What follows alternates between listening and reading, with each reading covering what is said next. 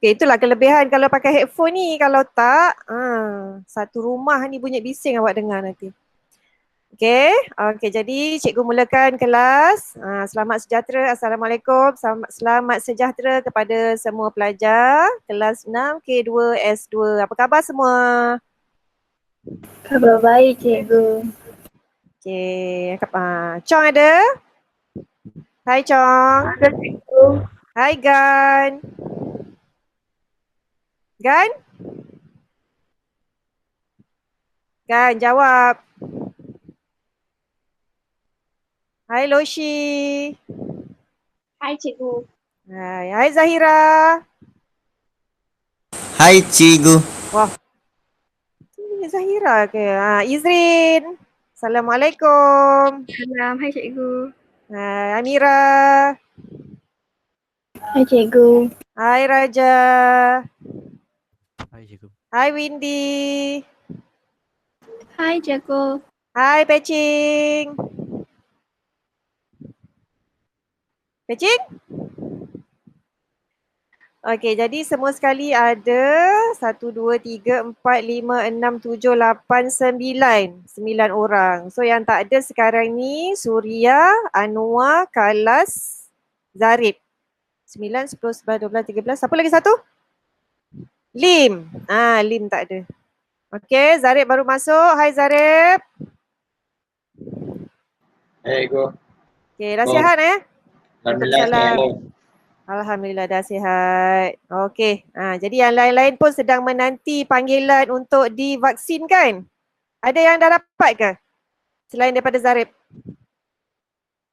Belum, tengah tunggu. Okey, tak apa. Saya pun belum dapat lagi. Jadi belum dapat tu kena duduk diam-diam kat rumah. Jangan merayap-rayap.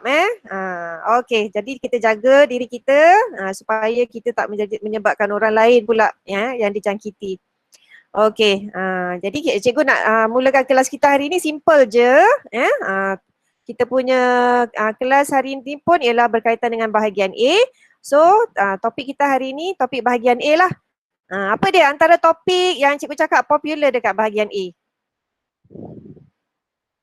Kalau kat dalam soalan periksa, topik ni memang selalu keluar. Apa dia?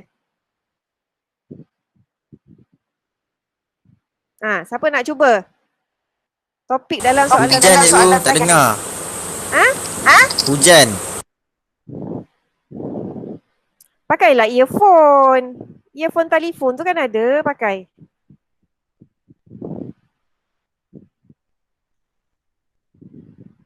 Okey?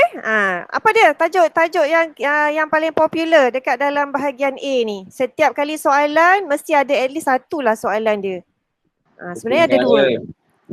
Pandainya ya Allah, rukun negara. Satu rukun negara, yang kedua wawasan 2020. So hari ni kita nak cuba jawab soalan rukun negara. Okay, jadi cikgu sharekan kat sini. Okay, jadi cikgu dah pesan pelajar tolong accept invitation cikgu supaya nanti bila cikgu share mengikut kelas, semua orang akan dapat link untuk kita buat quizzes ni. Dapat sekaligus so kita boleh main sama-sama secara online walaupun kita tak bertemu dekat sini. Jadi itu antara sebab kenapa cikgu nak minta awak terima invitation tu. Nanti cikgu boleh rekod jawapan awak dekat dalam cikgu punya ni quizzes ni. Okay, so hari ini tanpa membuang masa, cikgu nak ajak dulu kamu menjawab soalan dekat dalam quizzes ni. Hari ni cikgu nak cuba jawab yang ini, rukun negara. Nampak tak rukun negara dan dasar dalam negara ni, nampak? Nampak. Alright, okay. So cikgu akan cuba, kita akan buat ini start a live quiz. Sekejap nanti cikgu sharekan link dia dekat dalam ruangan chat.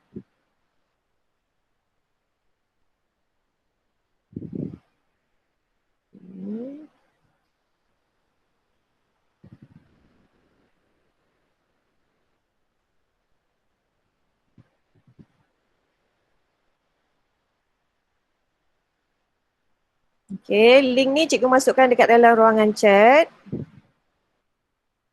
So pelajar buka dekat chat tu. Okey, sekarang buka dekat ruangan chat. Ada link tu, sila masuk. Tulis nama masing-masing supaya cikgu boleh kenal nanti.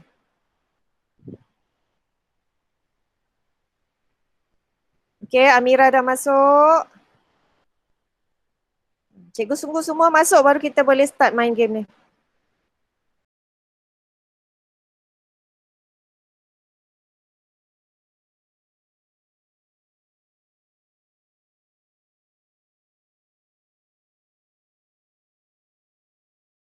Okey, ada 10 orang hari ni yang datang. So, 10 orang ni kita akan buat game ni bersama-sama.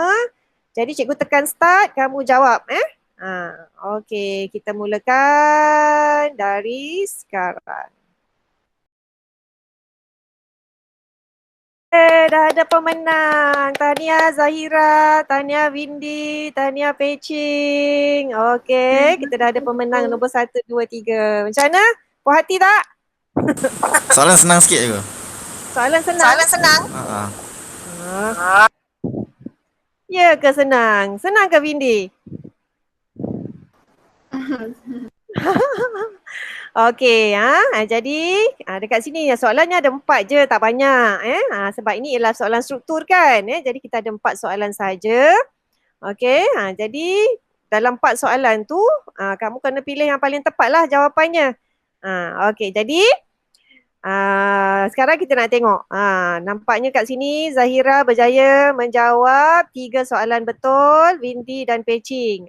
Yang lain tu dapat jawab 2. Tapi soalan yang berbeza-beza lah. Okey, jadi kita nak tengok apakah sebab-sebab berlakunya soalan tough. Nampak ni dia kata tough question, soalan yang paling susah. Maksudnya majoriti pelajar tak dapat jawab soalan ni. Soalan nombor 1. Kenapa? Apa yang susah sangat? Jom kita tengok soalan ni. Okey, siapa nak tolong cikgu bacakan soalan ni? Okey, baca kuat-kuat. Jelaskan 2 matlamat pembentukan rukun negara.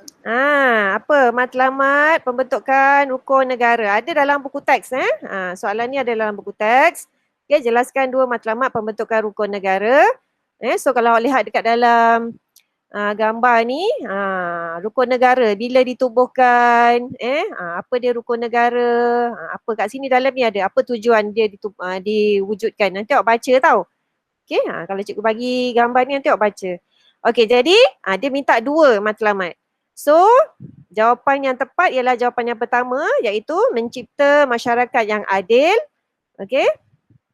Mencipta masyarakat yang adil. Itu ialah ideanya. Mencipta masyarakat yang adil ni, idea kan kita dah selalu jawab. Yang ada masyarakat yang adil, saintifik, apa lagi? Kasih sayang apa lagi tu yang dalam jawapan yang awak dah jawab dah sebelum ni jawapan tu. Okey, jadi ini antara mencipta masyarakat yang adil. Okey, huraiannya ialah kemakmuran negara dapat dinikmati bersama secara adil dan saksama serta mempunyai peluang yang sama untuk menikmati kejayaan tersebut. Okey, kalau awak pilih yang kedua, memilih cara hidup yang materialistik. Tahu tak apa maksud materialistik? Tahu. Apa materialistik tu? Mengejar kebendaan. Mengejar kebendaan. Jadi tak sesuai lah jawapan ni kita nak letak cari hidup yang mengejar kebendaan. Okey, so jawapan ni salah. Lagi selain daripada tu dekat dalam huraian dia pun salah juga. Sebab apa huraian salah? Perlembagaan negara menjadi kebebasan hak, menjamin kebebasan hak bergerak. Bukan hak bergerak. Dan kebebasan berpolitik, kebebasan hak bergerak ni dekat dalam bahagian yang lain. Tapi disebabkan idea dah salah, huraian betul pun tetap tak dapat markah. Jadi idea yang kedua ni salah. Okay, idea yang ketiga jawapan yang ketiga. Mencapai perpaduan yang lebih realistik. Realistik, semua rakyat adalah mendukung cita-cita untuk membentuk satu bangsa dan satu negara yang bersatu padu. Okey, adakah perkataan realistik ini ada dekat dalam matlamat pembentukan rukun negara? Yang cikgu cakap yang awak dah selalu dah buat jawapan ni, ada beberapa senarai. Realistik ni maksudnya Realistik lah. Macam materialistik, dia realistik. Dia maksudnya ada wujud benda tu. Perpaduan yang lebih realistik. Maksudnya kita bukan nak mencapai perpaduan yang lebih realistik, kita nak perpaduan yang lebih erat, lebih bersatu padu, mesra. Itu sebenarnya yang kita nakkan, bukan realistik. Nampak tu. Membentuk satu bangsa yang dan satu negara yang bersatu padu. Jadi perkataan realistik ni tak sesuai lah dengan huraian ini. Jadi jawapan yang ketiga ini juga salah. So jawapan yang keempat, membentuk satu sikap yang liberal terhadap tradisi kebudayaan pelbagai kaum.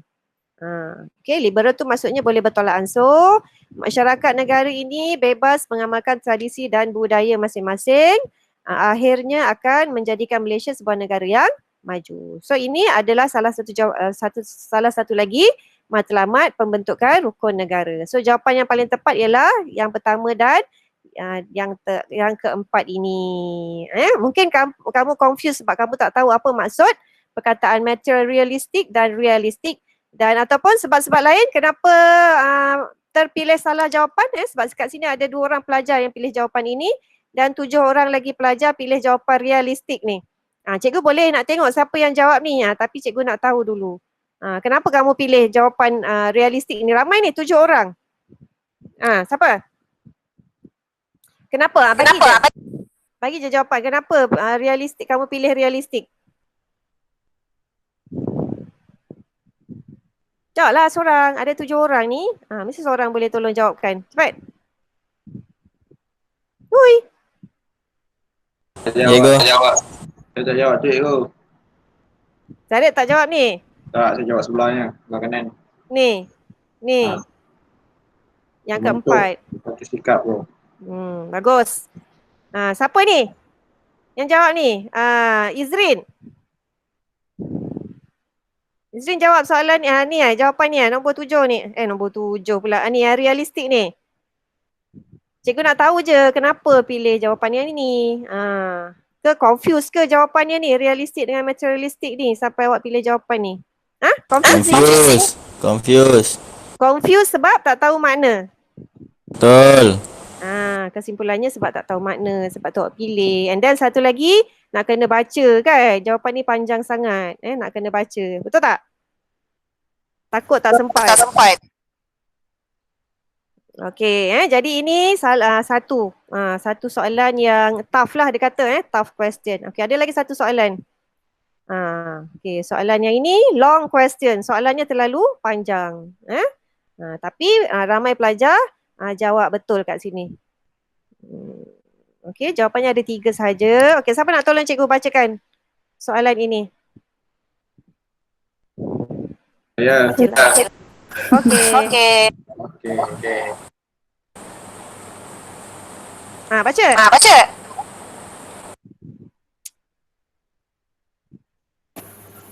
Sayalah. Baca. Beberapa strategi telah diperkenalkan untuk mencapai matlamat wawasan 2020. Terangkan 2 strategi tersebut.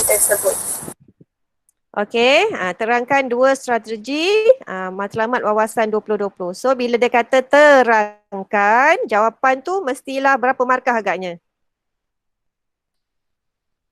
Dia minta 2, terangkan. 4 markah. 4 markah bila dia kata terangkan dan dia minta 2 jawapan. Ini bermakna soalan ini dia beri 4 markah dan awak kena bagi idea dan huraian. Okey, so kita lihat jawapan dia dekat sini. Jawapannya yang pertama, memberi penekanan mata pelajaran pendidikan moral, sivik dan pendidikan Islam. Okey, ini dari aspek wawasan 2020 supaya rakyat mempunyai moral yang tinggi dan berdisiplin. So ini huraiannya. Jadi kalau kita lihat kat sini, jawapan ini berfokus kepada dalam bidang pendidikan. Okey, dalam bidang pendidikan tu dia nak supaya nanti masyarakat masih akan datang, okey, disebabkan dia dah belajar tentang pendidikan moral, sivik dan pendidikan Islam, dah tahu nilai-nilai murni, dah tahu apa yang baik, apa yang buruk. Nanti bila dia dah dewasa, dia berada dalam kelompok masyarakat dekat luar, rakyat akan mempunyai moral yang tinggi dan berdisiplin. Maksudnya boleh bezakan mana baik mana buruk, tak adalah sentiasa nak memberontak, okey, tak adalah sentiasa nak mempersoalkan kerajaan tentang perkara-perkara tentang tindak-tindakan kerajaan. Mesti ada sebab. Bayangkan kalau kita sendiri jadi kerajaan, kita pun tak tahu nak buat keputusan macam mana. Jadi bila kita dah belajar pendidikan moral, civic dan pendidikan Islam dekat sekolah ni dari awal, dan kita faham apa konsep semua ni, jadi bila kita keluar nanti kita akan jadi rakyat yang bermoral tinggi. Itu matlamat dia wawasan 2020 yang pertama. Okey, yang kedua, penekanan terhadap sains dan teknologi serta teknologi maklumat dan komunikasi. Ini idea dia. Okey, selain daripada dalam bidang pendidikan, wawasan 2020 juga antara cabarannya ialah dia nak supaya rakyatnya mempunyai kemahiran, mempunyai pengetahuan terdedah kepada sains dan teknologi. Nampak? Ini sebelum, sekarang kita dah 2021. Masa tahun 2020, maksudnya sebelum mencapai wawasan tahun 2020 lagi, sebenarnya kerajaan dah ada matlamat. Dia nak supaya rakyatnya mempunyai pengetahuan tentang ICT. Sekali bila sampai tahun, bila sampai tahun 2020, nampak tak? Memang semua rakyat sepatutnya dah mahir dengan penggunaan ICT itu. Jadi memang sepatutnya kita sekarang ni dah tahu dah. Wawasan 2020 ni memang sepatutnya dah tercapai. Dan pelaksanaannya kita boleh lihat dalam tahun 2021. Di mana pelaksanaannya kat sini, hal ini bagi melahirkan modal insan yang berkualiti tinggi, kreatif dan inovatif untuk memajukan negara. Nampak dekat sini? Kamu sendiri pun boleh lihat kan apa yang sedang berlaku sekarang, di mana penggunaan ICT sangat tinggi sekarang ni. Jadi betul lah apa yang kerajaan cuba nak buat supaya rakyatnya mempunyai kemahiran yang tinggi dalam bidang ICT. Rupa-rupanya di masa akan datang nanti keperluan ICT sangat tinggi. Jadi kita dah dapat lihat apa yang berlaku sekarang. Okey, ini dua memang ada dalam cabaran wawasan 2020. Ada 9 cabaran wawasan 2020, so ini dua antaranya. Tapi kalau yang ketiga ini, kenapa yang ketiga ini sebenarnya salah? Okey, cikgu bacakan. Meningkatkan kuantiti kerja yang dihasilkan oleh sistem pendidikan negara. Faham tak apa maksud kuantiti? Faham tak pelajar? Apa maksud kuantiti? Kuantiti tu apa? Bilangan ke? Bilangan. Kuantiti itu ialah bilangan. Maksudnya dia nak meningkatkan kuantiti kerja yang dihasilkan oleh sistem pendidikan. Okey, sistem pendidikan tu betul lah dalam negara kita ada sistem pendidikan. Tetapi kuantiti kerja tu maksudnya dia nak tambah kerja dalam sistem pendidikan. Zahira tolong tutup mic. Okey, dia nak tambah bilangan kerja dalam sistem pendidikan. Maknanya cikgu-cikgu nanti, semua orang yang terlibat dalam sektor pendidikan akan banyak kerja. Salah lah tu. Kita kan nak work smart, bukan work hard. Jadi jelas dekat sini yang jawapan yang ketiga ini salah. So jawapan yang tepat ialah jawapan pertama dan jawapan yang kedua. Tapi kat sini ialah ini ialah kategori long question, soalan yang panjang. Ialah soalannya panjang, kenyataannya tu panjang sangat. Okey, seterusnya kita tengok lagi kategori soalan. Okey, ini ialah kategori soalan yang panjang juga ni kot. Okey, siapa nak bacakan soalan ni? Soalan ni pun bagus ni. Siapa nak tolong? Ya. Okey. Nyatakan 3 dasar ekonomi jangka panjang negara yang bertujuan untuk memacu. Memacu, sorry. Lagi. Memacu? Memacu Pembangunan dan perkembangan ekonomi negara. Alright. Okey Tadi soalan yang nombor 1 berkaitan dengan rukun negara, soalan yang kedua berkaitan dengan wawasan 2020 dan soalan yang ketiga ini berkaitan dengan dasar pembangunan dan perkembangan. Wow. Dengar tak bunyi guru? Dengar Okey. dengar. Dengar. Okey, maksudnya kita masih lagi berada di bawah langit yang sama Okey, pembangunan dan perkembangan ekonomi negara. Berkaitan dengan ekonomi negara. Okey, dasar ekonomi negara. Jadi dia minta 3 dasar ekonomi negara untuk jangka panjang. Ini pun ada kat dalam buku dan dalam gambar rajah ini pun ada jawapannya. Sebenarnya ada kat dalam gambar rajah ni jawapan ni. Ini boleh jadi nota awak. Okey? Ingat tahu soalan nombor 1, nombor 2, nombor 3 ini adalah soalan yang sangat popular. Jadi lepas ni kamu perlu ambil soalan-soalan bentuk macam ni, tampal kat dinding. Biar hari-hari boleh ingat. Okey, apa jawapan yang sesuai dekat sini? Kita lihat. Okey, jawapan yang pertama. Okey, kejap nak tengok. Okey, nampaknya semua pelajar dapat menjawab dengan betul. Dia tak ada pilih pun dasar wanita negara. Kenapa tak pilih dasar wanita? Tak ada kena-mengena. Ya ke? Ya. Kesian tau wanita. Mengarut. Kesian wanita. Wanita pun penting tau. Okey. Jadi jawapannya ialah dasar ekonomi baru, dasar pembangunan nasional dan dasar wawasan negara. Okey, di mana terdapat kalau kita lihat dalam gambar rajah ini, okey, dasar ekonomi baru ni bermula pada tahun 1970 dan teruslah sehingga 1990.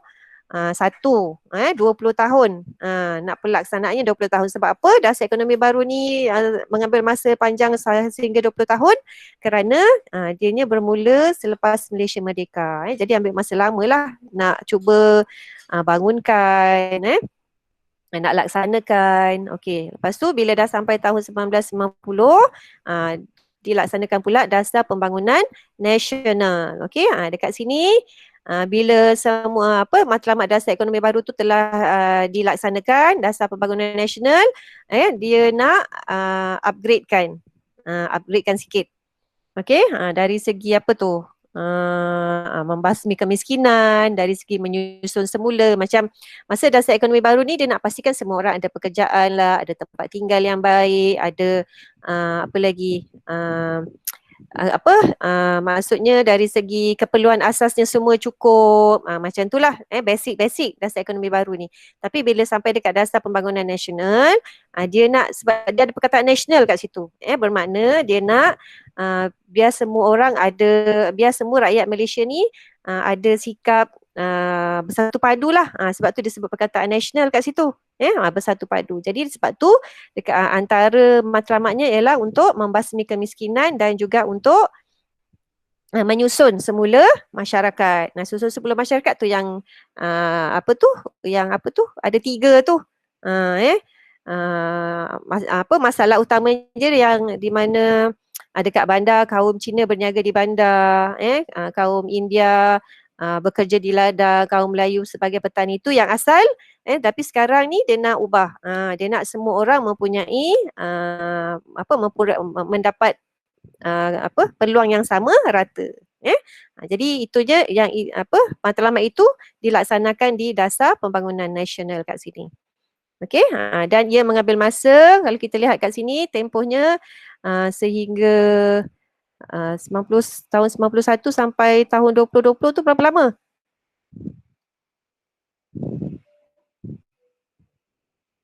Baik tu. Kenapa ni?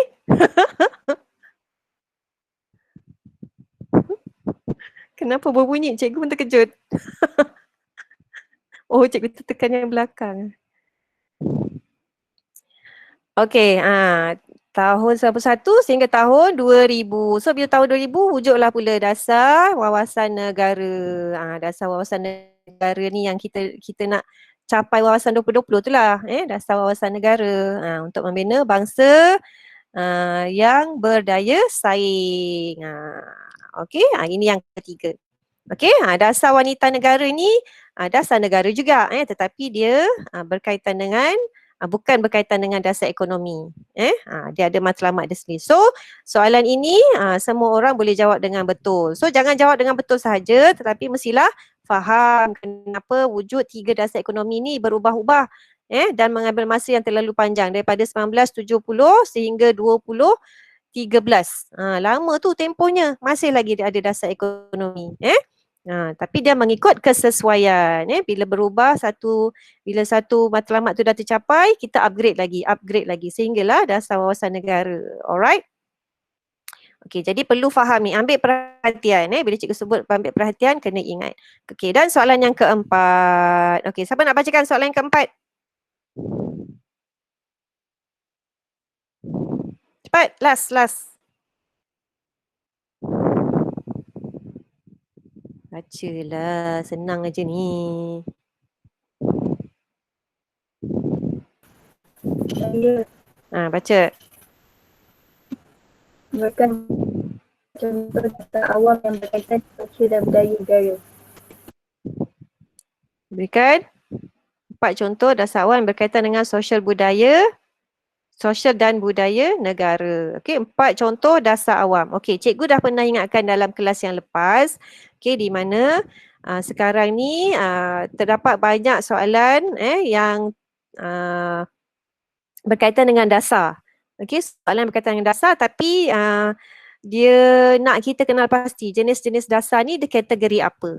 Okey, contohnya macam dalam soalan ni dasar awam. Dasar awam tu dasar-dasar macam tadi lah, dasar wanita, dasar sukan, okey, dasar ekonomi, itu semua dasar-dasar awam lah. Okey, dasar yang kali ni dia nak tahu apakah jenis-jenis dasar yang berkaitan dengan sosial budaya. Macam soalan yang lepas yang kita dah bincangkan last week, soalan berkaitan dengan apa? Alam sekitar, kan? Berkaitan dengan alam sekitar. Satu lagi soalan berkaitan dengan apa satu lagi tu? Teknologi. Satu lagi soalan yang kita dah buat dalam latihan yang lepas. So untuk soalan kali ni dasar awam yang berkaitan dengan sosial dan budaya. Jadi saya lihat kat sini, cikgu lihat kat sini ada seorang yang tersalah pilih. Dia pilih dasar otomotif. Apa dia dasar otomotif ni? Otomotif tu tahu tak apa dia? Apa dia? Siapa tahu? Raja, apa otomotif? Kereta. Boy, nasib baik yang jawab tu kaum lelaki, menunjukkan anda memang lelaki sejati. Okey, dasar otomotif negara, dia berkaitan dengan kenderaan dekat dalam negara kita, tetapi dia tak sesuai lah dengan dasar yang berkaitan dengan sosial dan budaya. Dia lebih kepada dasar perindustrian, Okey, jadi yang berkaitan dengan sosial dan budaya lah dasar pendidikan. Kan ingat, cikgu dah cakap kalau sosial dan budaya ini antara yang masuk dalam kategori dia ialah pendidikan, kesihatan, apa lagi? Sosial, macam ni, dasar penerapan nilai-nilai Islam, ini budaya. Dasar wanita ini sosial, dasar bersih, cekap dan amanah, ini budaya. Kita nak budaya kita supaya cekap dan amanah. Dasar pendidikan. Okey, ini semua masuk dalam kategori sosial dan budaya. So, bila dah ada jawapan ini, pelajar ingat jawapan ini. Ingat selalu. Sebab apa kena ingat? Sebab kita sendiri pun tak tahu jenis-jenis dasar. Kalau kita nak kategorikan sendiri, kita tak pasti. So, bila kita dah ada jawapan ni, ambil, buat nota, tampal kat tepi. Okey, contoh dasar awam sosial negara. Apa? Tampal kat dalam buku awak ke, tampal kat atas meja ke. Nanti tengok jawapan yang lepas, dasar yang berkaitan dengan alam sekitar. Apa senaraikan? Ada 3. At least awak tahu 4 ataupun 3 berkaitan dengan dasar, kategori-kategori dasar ni. Awak dah boleh lebih yakin lah bila nak jawab soalan nanti. Okey, ini cikgu bagi peringatan lah supaya nanti kamu dah bersedia bila dapat bermacam-macam jenis soalan. Okey, jadi dah siap kita menganalisa soalan-soalan yang diberikan. Okey, so ada apa-apa soalan nak tanya cikgu? Okey, tak apa, jangan risau, cikgu ada lagi satu soalan. Ada apa-apa soalan nak tanya cikgu sebelum cikgu teruskan? Tak ada. Tak ada. Okey, nak jawab soalan satu lagi ke ataupun nak jawab soalan dekat dalam Google Classroom? Cikgu ada tadi soalan ni kita dah jawab, rukun negara dan dasar dalam negara. Okey. Cikgu dah tutup tapi kita dah bincangkan. Okey, sebenarnya jawapan soalan ini ada dekat dalam sebenarnya ini ialah soalan yang akan awak jawab dekat dalam Bahagian A. Dekat dalam Google Classroom. Okey, ini soalan tadi yang kita dah jawab dekat dalam quizzes. So ini ialah soalan untuk latihan awak pada hari ini. Jadi sepatutnya dah ada jawapan tu. So kalau terlupa tolong ingat balik dan tulis semula jawapan dekat dalam ruangan ini. Okey, boleh? Boleh. Okay, very good. Okay. Okay, masih lagi topik rukun negara.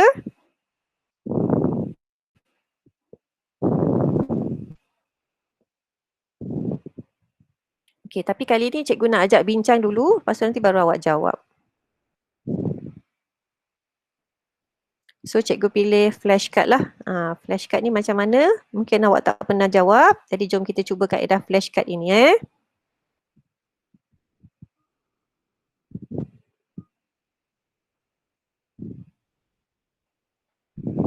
Okey, boleh nampak semua pelajar? Nampak tak? Boleh. Alright. Okey, jadi siapa nak tolong bacakan soalan yang pertama ni? Ya. Baca. Jelaskan dua cabaran bagi merealisasikan prinsip rukun negara. Alright. Okey, jelaskan dua cabaran bagi merealisasikan prinsip rukun negara. So dia minta dua cabaran. Cabaran ini soalan yang popular juga. Rasanya ada dekat dalam buku teks.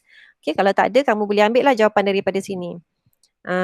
Okey, dan kat sebelah ni ialah gambar parlimen. Cikgu saja je nak letakkan gambar parlimen ni. Jadi, jelaskan dua cabaran. Okey, dia mesti akan bagi pilihan. So, pilihannya dekat sini ada 4. Jadi, kamu kena pilih 2 sahaja. Jadi, kita baca dulu jawapan yang disediakan. Lepas tu nanti kita pilih jawapan dia. Okey, siapa nak baca jawapan yang pertama ni? Tolong cikgu baca. Raja, baca Raja. Yang pertama. Memastikan keharmonian negara berkekalan. Rakyat yang tidak mematuhi prinsip rukun negara dianggap. Tak dengar Raja. Hello. Dengar tak? Raja baca ke tak dengar pun?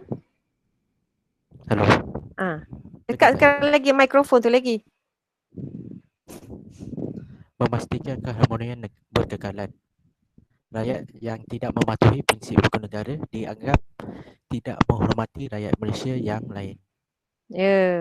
Okey, yang pertama memastikan keharmonian negara berkekalan. Okey, rakyat tidak mematuhi prinsip rukun negara dianggap tidak menghormati rakyat Malaysia yang lain. Ini harmoni lah. Harmoni berkaitan dengan menghormati rakyat Malaysia yang lain. Okey, ni yang pertama. Adakah kamu rasa jawapan yang pertama ini betul? Pelajar, adakah kamu rasa jawapan yang pertama ni betul? Memastikan keharmonian negara berkekalan. Rakyat yang tidak mematuhi prinsip rukun negara dianggap tidak menghormati rakyat Malaysia yang lain. So antara cabarannya yang pertama ialah kita nak pastikan negara ni harmoni. Tapi cabarannya ialah apabila rakyat tidak mematuhi prinsip rukun negara. So bila tak patuh prinsip rukun negara, dianggap tidak menghormati rakyat Malaysia dan menyebabkan atas ni lah keharmonian negara tidak dapat tercapai. Kita kena fikir berdasarkan kepada soalan. Soalan tadi dia tanya cabaran. So cabarannya ialah ini yang bawah ni, huraian. Rakyat yang tidak mematuhi prinsip rukun negara. Ini yang pertama. So kalau kamu rasa dia betul, simpan jawapan ini. Cikgu tak tahulah jawapan yang mana satu betul. Okey, yang kedua. Apa nak bacakan yang kedua? Kemuliaan ini. Gan, baca Gan yang kedua ni. Yang mencipta ke mempertahan? Mempertahan. Mempertahankan kemuliaan atau kesucian perlembagaan. Rakyat yang mematuhi prinsip rukun negara akan menerima, mematuhi dan mempertahankan keluhuran perlembagaan. Alright. Okey, jadi ini cabaran yang kedua. Mempertahankan kemuliaan dan kesucian perlembagaan. Okey, ingat balik dekat rukun negara. Keluhuran perlembagaan. Itu yang keberapa tu? Rukun negara yang keberapa? Keluhuran perlembagaan. Ketiga. Betul ketiga? Betul, yakin. Keluhuran perlembagaan, kedaulatan undang-undang, kesopanan dan kesusilaan. So ini yang keberapa? Ketiga. Perlembagaan ni yang ketiga. Jadi dekat sini mempertahankan kemuliaan kesucian perlembagaan di mana huraiannya ini matlamat kita lah, rukun negara kita. Kita nak perlembagaan itu dipatuhi. Perlembagaan tu macam yang kita dah belajar masa SEM 1 dulu. Okey, kita ada undang-undang. Perlembagaan ini berkaitan dengan apa? Perlembagaan persekutuan kan? Dari segi perundangan kan kita yang kita buat dasar-dasar negara. Itu semua perlembagaan lah. Okey, jadi huraiannya mestilah berkaitan dengan cabaran. Apa cabaran yang dihadapi oleh negara untuk mencapai kesucian perlembagaan ini. Nak laksana kesucian perlembagaan ni. Apa cabaran yang dihadapi? Yang pertama kat sini dia tulis, rakyat yang mematuhi prinsip rukun negara akan menerima, mematuhi dan mempertahankan keluhuran perlembagaan. Ini cabarannya. Cabarannya ialah nak pastikan rakyat ini mematuhi prinsip rukun negara dengan menerima, mematuhi dan mempertahankan keluhuran perlembagaan. Maksudnya dia nak, cabarannya ialah macam mana kita nak pastikan, bagaimana negara nak pastikan bahawa rakyat Malaysia ni dia patuhi keluhuran perlembagaan, ikut dasar-dasar negara. Kalau macam kita ada wawasan, dasar wawasan negara tu, macam mana kita nak pastikan rakyat ni boleh buat seperti mana yang ada dekat dalam wawasan negara tu. Kalau ada wawasan wanita, macam mana dasar wanita negara tu? Kalau ada dasar wanita, macam mana dasar wanita negara tu nak dilaksanakan, nak dicapai? Adakah rakyat boleh mematuhi? Okey, itu dari segi perlembagaan lah. Yang kita nak pastikan ni cabarannya ialah kat sini, menerima, mematuhi dan mempertahankan. Dari segi keluhuran perlembagaan. Perlembagaan tu tadi yang saya sebut dasar-dasar tu. Okey? Okey, jadi adakah yang kedua ini betul jawapannya? Kalau betul, kamu buat catatan dekat tepi. Kenapa? Sebab nanti kita nak cari jawapan ini. Kita nak pilih jawapan yang mana satu. Okey, seterusnya yang ketiga. Siapa nak bacakan yang ketiga ni? Okey. Windy tolong baca. Yang ni. Mencipta satu masyarakat yang adil agar kemakmuran negara dapat dinikmati bersama-sama secara adil. Alright. Mencipta satu masyarakat yang adil agar kemakmuran negara dapat dinikmati bersama-sama secara adil. Adakah ini salah satu daripada jawapan untuk rukun negara? Cuba kamu fikirkan balik. Jawapan ni macam sama macam jawapan yang kita jawab tadi soalan yang lepas ni. Tetapi adakah ini jawapan yang sesuai untuk rukun negara? Dia tak menjelaskan tentang bagaimana cabaran itu, bagaimana bentuk cabaran tu tak ada dekat dalam jawapan ni kan? Jadi kalau kamu rasa ini jawapannya, kamu ambil lah. Okey, seterusnya yang keempat. Pecing, tolong baca Pecing yang keempat ni.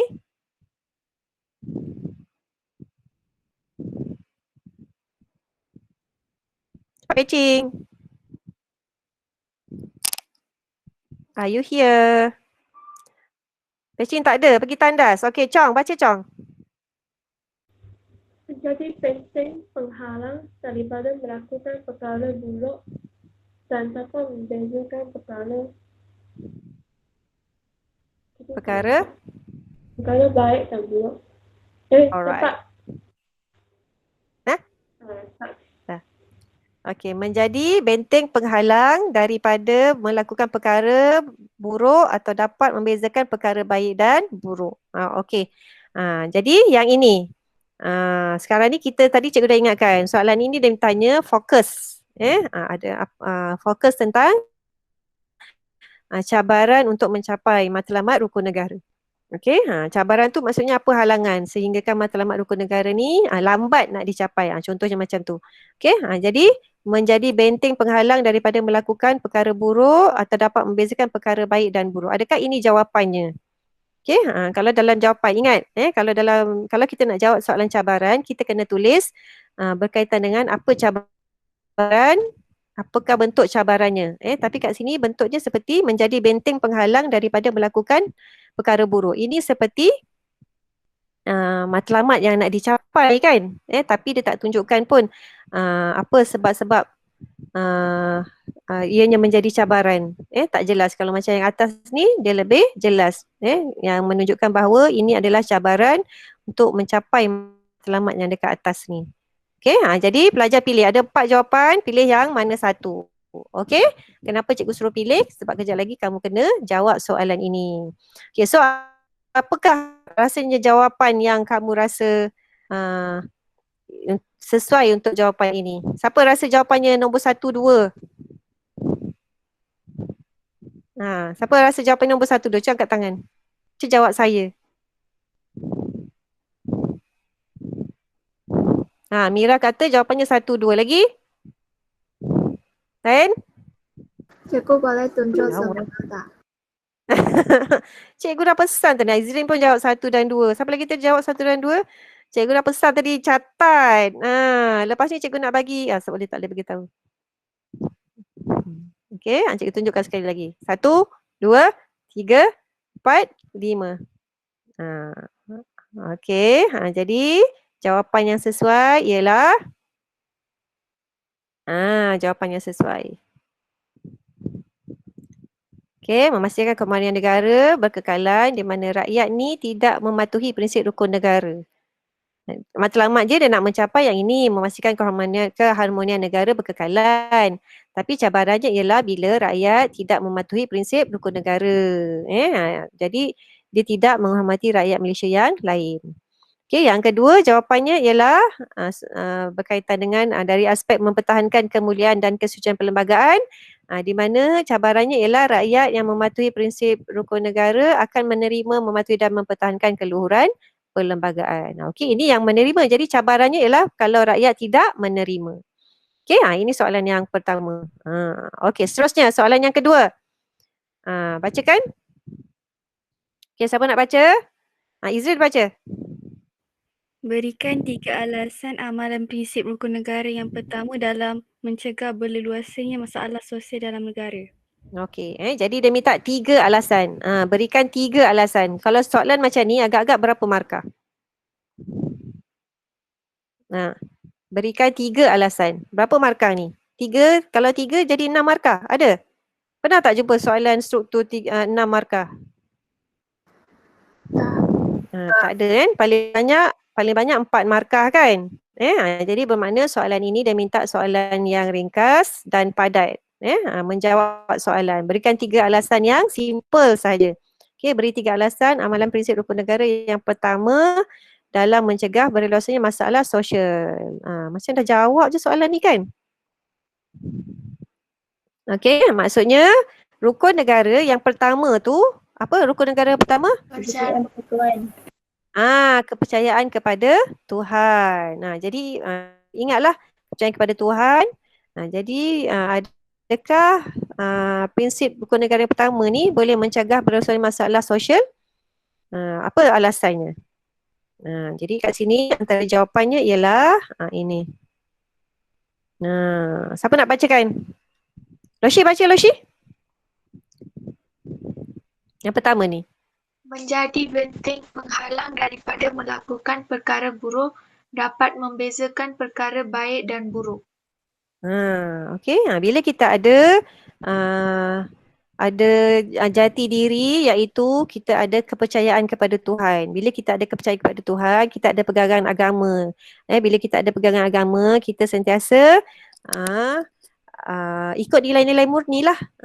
Kita ada nilai-nilai murni kita. Jadi bila kita ada nilai murni itu, kepercayaan itu, pegangan kita itu, dia menjadi benteng penghalang daripada melakukan perkara buruk. Sebab apa? Sebab kita tahu nak bezakan yang mana baik, yang mana buruk. Itu. Jadi kalau sesuai jawapan ini, kamu catatkan dekat tepi. Nanti kita nak pilih jawapan. Okey, yang kedua. Wujudkan kebergantungan kepada Tuhan ketika berdepan situasi genting. Macam situasi sekarang kan, macam-macam isu yang dipertikaikan dekat social media yang kita dapat baca.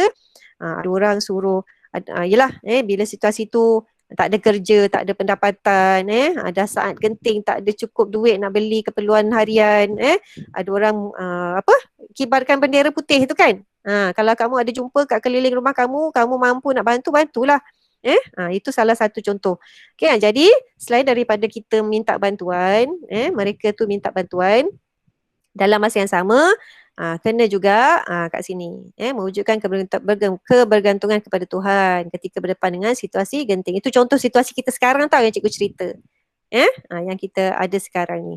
Ataupun kamu sendiri, diri kamu sendiri, bila sampai satu masa kamu rasa sangat susah, susah hatilah, tak tahu tak ada jalan penyelesaian, jangan buat tindakan yang di luar tindakan di luar normal. Normal tu maksudnya Macam sekarang juga yang banyak berlaku ni, isu di mana susah sangat sehingga berlaku kes bunuh diri lah, ataupun ambil tindakan di luar kawalan. Sebab apa? Sebab masalah yang tak dapat diatasi. Jadi cuba elakkan daripada itu. Itu sebabnya kita perlu ada pegangan agama. Okay. Terus yang ketiga, menyatukan masyarakat dalam mengamalkan yang murni. Okey, bila kita ada macam cikgu cakap dalam yang idea yang pertama ni, bila kita ada pegangan agama, ada kita belajar nilai-nilai murni, dalam agama kita juga tak kasih kita buat perkara-perkara yang buruk. So dia akan menyatukan masyarakat dalam mengamalkan nilai-nilai murni. Semua orang pun melakukan perkara yang sama, jadi dalam masa yang sama kita bersatu padu dalam masyarakat bila kita mempunyai pegangan agama yang sama, iaitu mengamalkan nilai-nilai murni, buat baik. Buat baik dengan semua orang yang berada di sekeliling kita. Jadi kita dapat bersatu padulah macam tu. Okey, dan yang terakhir, yang siapa nak baca yang terakhir ni? Jawapan yang terakhir. Adakah ini jawapannya? Siapa lagi yang belum baca? Zahira. Zahira baca, Zahira. Are you here? Tak ada dah. Tak ada. Pei Ching, are you here? Ya, cikgu. Okey, baca. Ada satu. Yang ni, yang last ni, rakyat yang mematuhi prinsip rukun negara. Rakyat yang mematuhi prinsip rukun negara akan mempertahankan institusi kesultanan dan beraja. Alright. Jadi itu kan, okey, itu saja. Okey, rakyat yang mematuhi prinsip rukun negara akan mempertahankan institusi kesultanan dan beraja. Okey, soalan kita tadi berkaitan dengan kepercayaan kepada Tuhan. Tapi dekat sini jawapannya dia kata mematuhi prinsip rukun negara dengan mempertahankan institusi kesultanan dan beraja. Adakah ini jawapan yang sesuai untuk soalan kita? Soalan kita berkaitan dengan rukun negara yang pertama. Okey? Jadi siapa rasa jawapannya yang mana? Pilih cepat jawapan yang kamu rasa sesuai. Ini nanti kita nak gunakan jawapan ni. Jadi sebab tu cikgu pesan catat dekat tepi. Nanti nak cari jawapan yang betul.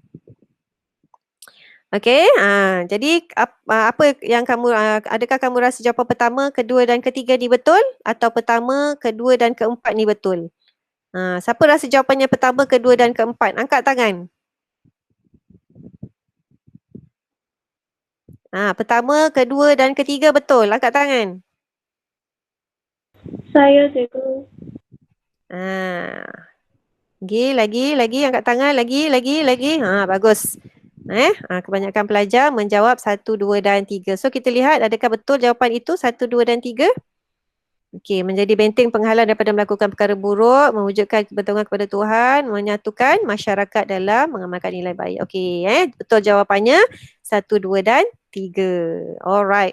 So kita lihat jawapan soalan yang ketiga. Okey, bacakan soalan yang ketiga. Siapa nak baca yang ketiga? Ya. Alright, baca. Jelaskan dua cara bagaimana anda dapat manifestasikan prinsip kedua rukun negara, iaitu kesetiaan kepada raja dan negara dalam kehidupan anda. Alright. Okey, jadi soalan yang kedua. Tadi soalan yang kedua tadi berkaitan dengan prinsip rukun negara yang pertama, kepercayaan kepada Tuhan. Kemudian yang ini prinsip rukun negara yang kedua, kesetiaan kepada raja dan negara. Tapi soalan dia berkaitan dengan dia minta kamu jelaskan dua cara bagaimana anda dapat memanifestasikan prinsip kedua rukun negara. Memanifestasikan ni maksudnya boleh tercapai lah, macam mana kita nak capai prinsip rukun negara ni. Dan arahnya ialah jelaskan dua cara. Bila dia minta jelaskan, apakah kaedah jawapan yang kamu nak buat? Nak tulis? Adakah kamu berikan satu jawapan sahaja dah cukup? Ataupun perlukan huraian? Perlu huraian. Yes. Bila jelaskan maksudnya kita perlu berikan huraian. Bagaimana cara untuk kita buat, laksanakan supaya prinsip rukun negara ini dapat dicapai. Okey, jadi kita lihat contoh cadangan jawapannya. Okey, ini cadangan jawapannya. Ya Allah, lambing, menghormati lambing dan lambing-lambang. Okey, bacakan jawapan yang pertama ni. Mira, baca Mira. Menghormati lambang-lambang negara, contohnya bendera, jati negara, lagu kebangsaan. Okey, 3. Okey, menghormati lambang-lambang negara. Adakah ini jawapan yang sesuai dengan apa tadi? Kesetiaan kepada raja dan negara tu. Kalau kamu rasa sesuai, ambil jawapan ni, simpan. Okey, menghormati lambang-lambang. Maksudnya sebab tu kalau kalau kita jumpa bendera, pastikan bendera tu dikibarkan dengan betul. Pastikan bendera negara tu negara Malaysia lah kalau kita kan, dikibarkan dengan betul, di tempat yang betul. Kalau terbalik, betulkan. Kalau koyak, ganti baru. Kalau jatuh, cepat-cepat angkat. Itu dia punya adab, etika dengan bendera negara kita. Kalau jatuh ataupun bila kamu pegang bendera tu, kadang-kadang kan, dulu kan kamu pernah jadi pengawas kat sekolah kan. Bila nak pegang bendera tu, pastikan dia tak mencecah tanah. Menunjukkan bahawa negara kita ni negara berdaulat. Okay, and then yang kedua, jata negara. Digunakan di tempat yang betul. Okay, kemudian lagu kebangsaan. Apa kamu buat bila kamu dengar lagu kebangsaan? Apa nama lagu kebangsaan kita? Negaraku. Ya, negaraku. So bila kamu nyanyikan ataupun kamu dengar lagu negaraku, apa yang kamu buat? Diri tegak. Ya, berdiri tegak. Ya, pandai, ya Allah. Dah lama tak buat kan, nasib baik ingat. Nak suruh nyanyi, takut terlupa lirik pula nanti. So esok-esok kalau dah boleh masuk sekolah, dah boleh lah, dah ready nak nyanyi, hafal lagu negaraku semula. Okay, jadi antara etika kita bila kita berada bersama-sama dengan lambang-lambang negara ni. Jadi adakah ini masuk dalam kategori kesetiaan kepada raja dan negara? Kalau kamu rasa ini jawapannya, kamu buat catatan dekat tepi tu. Okey, seterusnya, mengelakkan penyebaran maklumat yang boleh menjejaskan imej negara. Okey, elakkan penyebaran maklumat yang boleh menjejaskan imej negara. Okey, contohnya kabar angin, memburukkan negara. Macam kamu pun selalu lihat dekat dalam media sosial, kadang-kadang ada yang macam ni, lagu negaraku tu dipermain-mainkan, ada kan dekat dalam media sosial, adalah individu tu mempermainkan lagu negaraku. Ada yang membuat kabar-kabar angin tentang negara Malaysia. Itu semua boleh dikategorikan dalam ni, penyebaran maklumat yang boleh menjejaskan imej negara. Ada juga kalau dulu-dulu dalam filem-filem tertentu disebut Malaysia, tapi bila sebut Malaysia tu dia ingat Malaysia ni negara yang belum bertamadun. Bertamadun ni maksudnya belum membangun. Bila sebut Malaysia je, gambar dia hutan, rakyat dia masih lagi pakai macam pakaian yang tak sempurna. Itu dululah.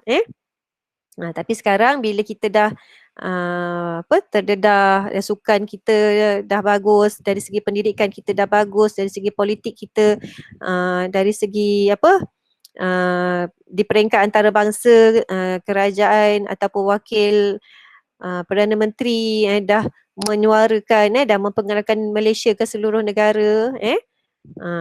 Jadi maksudnya imej negara tu semakin baiklah. Tapi sebenarnya kita nak cuba ni mengelakkan maklumat yang boleh menjejaskan imej negara ni, melalui ni kabar angin dan memburukkan nama negara. Jadi ini salah satu contoh. Jadi adakah kamu rasa ini juga boleh dikategorikan sebagai kesetiaan kepada raja dan negara? Kalau kamu rasa ini jawapannya, simpankan. Okey, jawapan yang ketiga, mengawal ketenteraman atau keamanan masyarakat. Adakah ini jawapannya? Jawapan ini adakah kalau kita nak jawab soalan tadi, jelaskan. Soalannya tadi, jelaskan 2 cara. Kan? Jelaskan 2 cara. Sepatutnya ada idea dan huraian, betul tak? Tapi dekat sini tak ada idea, ada huraian dia, ataupun ada idea tak ada huraian. Mengawal ketenteraman dan keamanan masyarakat. Kamu rasa ini sesuai ke nak dapat 2 markah? Kalau macam ni lah jawapannya. Tidak. Okey, tak sesuai lah sebab kalau betul pun idea ini dia cuma boleh dapat satu sahaja, rugi Jadi jawapan ini tak lengkap. Jadi janganlah pilih jawapan yang tak lengkap kan.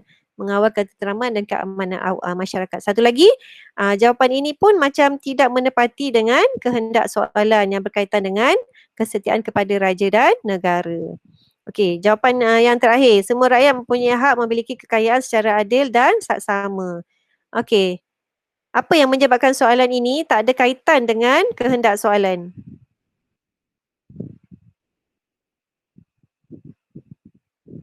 Kekayaan. Ya, perkataan kekayaan. Semua rakyat mempunyai hak memiliki kekayaan secara adil dan saksama. Kekayaan itu, poinnya dekat sini ialah hak memiliki kekayaan. Tak ada pun kaitan dengan soalan kesetiaan kepada raja. Okey? Okey, jadi sekarang apakah jawapan yang kamu rasa paling tepat untuk soalan ini? Apa agaknya jawapan yang kamu rasa paling tepat? Adakah nombor 1 dan 2? Dia minta 2 saja kan jawapan kan? Okey, adakah jawapan nombor 1 dan 2 ini tepat? Siapa rasa betul jawapan ini? Angkat tangan. Okey, Mira, Windy, lagi, Izrin, lagi. Raja, Pecing. Yang lain? Tak pasti Okey, jadi siapa yang rasa jawapan nombor 2 dan 3 ini betul? Penyebaran maklumat dan mengawal ketenteraman awam. Siapa rasa jawapan nombor 2 dan 3 ni betul? Angkat tangan. 2 dan 3. Betul ke salah jawapan ni? 2 dan 3 ni. Kalau rasa betul, angkat tangan. Cikgu nak tengok. Okey, so kita nak lihat apakah jawapan yang benar. Jawapan yang paling tepat. Jawapan yang paling tepat, menghormati lambang-lambang negara. Seperti bendera, jawatan negara dan lagu kebangsaan. Dan jawapan yang kedua yang tepat, mengelakkan penyebaran maklumat yang boleh menjejaskan imej negara. Okey, ini jawapan yang paling tepatlah untuk soalan ini. Jawapan yang tadi yang lain tu macam tepat juga tapi kurang tepat, yang paling tepat. Okay, so simpan jawapan ni kenapa cikgu suruh simpan? Kejap lagi kamu tahulah kenapa. Okay, so kita nak pergi ke soalan yang seterusnya, soalan yang terakhir. Okay, tolong bacakan. Loshi, baca Loshi. Berikan 3 hasrat negara yang ingin dicapai melalui rukun negara. Ya, 3 hasrat negara yang ingin dicapai melalui rukun negara. Apakah hasrat negara tu? Okey, adakah memelihara cara hidup demokratik ini antara jawapan, antara hasrat rukun negara tu dibuat? Ataupun mencapai perpaduan yang lebih erat dalam kalangan seluruh masyarakat? Adakah ini jawapannya hasrat rukun negara? Ingat balik hasrat rukun negara. Sebelum kita sebut yang pertama, kesetiaan kepada kepercayaan kepada Tuhan yang pertama kan. Sebelum tu mesti ketua pengawas dah ada baca dulu. Okey, dia ada baca apa tu? Memelihara cara hidup yang berdemokratik, mencapai paduan lebih erat, yang lebih saintifik. Akhirnya macam tu jawapan dia. Ada 5 tau hasrat untuk mencapai apa ni? 3 hasrat negara untuk mencapai rukun negara ni. Apa 5 hasrat rukun negara tu? Ni sejarah dia. Okey? Cuba ingat balik. Siapa yang pernah jadi ketua pengawas tu bolehlah ingatkan sebab dia selalu kena baca. Ataupun pernah jadi pengawas ke, pernah baca rukun negara ni mesti ingat. Okey, jadi yang pertama memelihara cara hidup demokratik, yang kedua mencapai paduan yang lebih erat, yang ketiga membentuk satu sikap yang liberal terhadap kebudayaan dan kebudayaan yang kaya dan berbagai corak dan yang berbagai corak betul lagi. Okey. Rakyat yang mematuhi prinsip rukun negara akan mempertahankan institusi kesultanan dan beraja. So yang mana jawapan yang kamu rasa sesuai berkaitan dengan hasrat rukun negara? Yang ini cikgu tak bincang lebih sebab apa? Sebab yang ini dia sama macam rukun negara tu. Maksudnya bila sebelum kamu baca prinsip rukun negara tu, kamu akan baca dulu hasrat ini. Hasrat untuk mencapai Ada 5 hasrat untuk mencapai hasrat kerajaan untuk mencapai prinsip rukun negara ni. Okey, siapa rasa 3 jawapan tu ialah jawapan yang ke 2, 3 dan 4. 2, 3 dan 4 sebab jawapan dia panjang. Okey, Pecing Windy kata jawapan dia 2, 3 dan 4 sebab jawapannya panjang. Nombor 1 macam pendek je, macam tak sesuai. Okey, lain? Windy je seorang kata jawapannya itu. Mira pun pilih itu. Ni mesti dia tak tahu ni. Yang mana satu mana satu kan boleh buka buku teks. Kan ada dalam buku teks. Kalau tak ada buku teks pun dalam buku jawapan. Buku yang beli kat sekolah tu kat belakang tu ada. Tapi dalam buku teks ada kot. Lagi? 2, 3 dan 4. Siapa rasa jawapannya 1, 2 dan 3? Kat tangan. Tak ada? Tak tahu? Ayo. Izrin kata jawapannya 1, 2 dan 3. Okey, lain? Gan. Gan kata jawapannya saya. Lagi lain? Chong kata jawapannya 1, 2 dan 4. Okey. Zarib kata 1, 2, 3. Okey. So kita tengok jawapan yang paling tepat. Jawapan yang paling tepat ialah 1, 2 dan 3. 1, 2 dan 3. Ini ialah hasrat. Okey, kenapa jawapan yang kenapa yang ini tak tepat? Rakyat yang mematuhi prinsip rukun negara akan mempertahankan isu ini berkaitan dengan jawapan tadi. Cabaran cabaran untuk mencapai rukun negara tu. Matlamat rukun negara, ini jawapannya. Okey, so jawapan yang paling tepat ialah ini, memelihara cara hidup yang demokratik, mencapai paduan lebih erat dalam kalangan seluruh masyarakat, membentuk satu sikap yang liberal. Ini semua ada lagi 2. Yang masyarakat yang saintifik dan satu lagi apa? Okey, dan itulah soalannya. Dah siap. Okey, jadi kenapa cikgu ajak bincangkan soalan itu? Sebab kita nak main kuis soalan ini juga. Tapi cikgu nak buat dia dalam bentuk kuis. So, ready? Cikgu bagi link. Kamu jawab.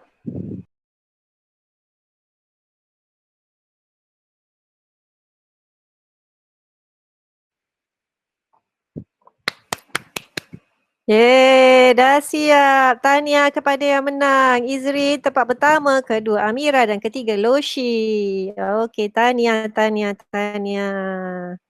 Okey, sepatutnya semua orang dah boleh dapat jawapan betul sebab tadi kita dah bincangkan jawapan bersama-sama. So kali ni cikgu tak bincangkanlah jawapannya. Cikgu cuma nak tengok sahaja. Siapa yang dapat jawapan betul semua ni. Nampaknya tempat pertama, kedua, ketiga ni dia betul semua. Cuma dari segi poinnya lah, Izrin dia dapat 3300 skor, Mira 3140 dan Loshi 2950. Kenapa skor dia berbeza sedangkan semua dapat jawapan sama? Sebab dia ambil kira masa, siapa jawab lebih cepat dan dia jawab sekali, dia tak ulang. Okay, yang lain-lain tu Chong, kenapa betul satu je ni Chong? Dah bagi jawapan dah tadi, tahu Chong. Sebab tu tadi cikgu pesan, catatkan jawapan tu. Itu jawapan. Jadi berhati-hatilah semasa memilih jawapan. Dan tahniah kepada yang menang dan tahniah juga kepada semua pelajar lain. Dah cuba jawab. So lepas ni ada masa nanti kita akan cuba lagi buat kaedah macam ni. Sambil kita bincang, kita boleh uji kita punya ingatan kita daripada apa yang kita dah baca. Samalah nanti masa periksa kan, kamu dah baca, kamu dah bincang dengan kawan-kawan. Okey? Tiba-tiba bila masuk periksa lupa. Ada juga yang bila masuk periksa ingat, tapi ada juga yang bila masuk periksa dia terlupa padahal baru je baca kejap tadi. Itu adalah situasi yang normal bila terlupa apa yang baca. Tapi kat sini kita akan cuba buat selalu latihan-latihan ni supaya nanti kamu boleh ingat. Macam tadi soalan yang popular yang selalu keluar ialah soalan berkaitan rukun negara, hasrat rukun negara, matlamat rukun negara. So sekarang kita dah cuba jawab 2 soalan berkaitan dengan prinsip rukun negara yang pertama dan prinsip rukun negara yang kedua. Lepas ni mungkin kita akan jumpa prinsip rukun negara 3, 4 dan 5 pula. Okey? Jadi Itu jawapan yang telah kita bincangkan dan pelajar bila dah jumpa soalan tu nanti kumpul sebagai nota untuk persediaan soalan-soalan yang akan datang. Okey, itu saja untuk kelas kita pada hari ini. Okey, jumpa lagi esok. Thank you kelas.